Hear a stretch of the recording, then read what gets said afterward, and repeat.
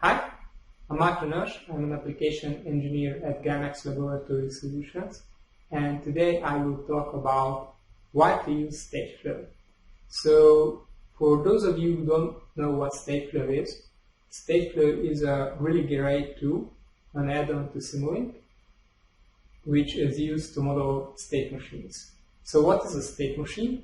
Rocket launch, for example, is a really great example for that.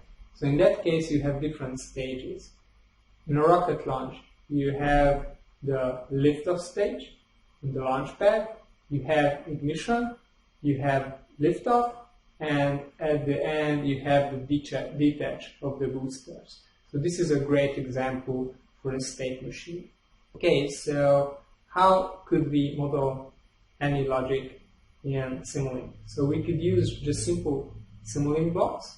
We can also use MATLAB functions. However, usually it's much easier to just use Stateflow. So for really simple examples, we could use any of these solutions. So for example, if we have a simple state machine like this, we could model that same thing with Simulink blocks, or it would take about 50 lines of C code to model the same thing. So this is actually a model of an actuator. But what happens if we also add redundancy to our system? So we have right wing and left wing, and we have two controllers as well. In that case, our logic becomes more complex, and the Stateflow chart will look like this. This we could do easily in an afternoon. However, the equivalent C code, it's like 1,000 lines of code, and I guess all of us, we can agree that none of us could write 1,000 lines of C code for a controller like this in an afternoon. So key takeaways here: if we want to model some kind of logic in Simulink, we can use Simulink blocks, we could use also MATLAB functions, or we can use Stateflow.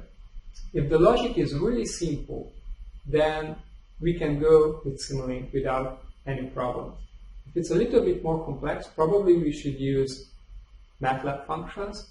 However, if it's really complex, then Stateflow is a must, because it makes our lives just so much easier. So in Stateflow, we can program graphically.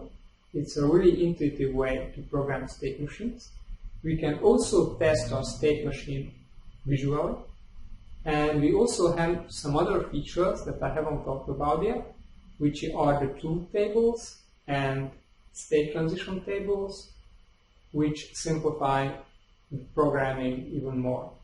If you're working on bigger projects, then also model-based design could be interesting for you, model management and architecture, embedded coder, and report generator as well. If you need some more information, please visit our website or go to the network website. You can find a lot of useful information there. We also provide a lot of training services for almost all the toolboxes. To learn more about that, please visit our website. I hope that you enjoyed this video. If you did, please give us a thumbs up, and see you in the next video. Bye.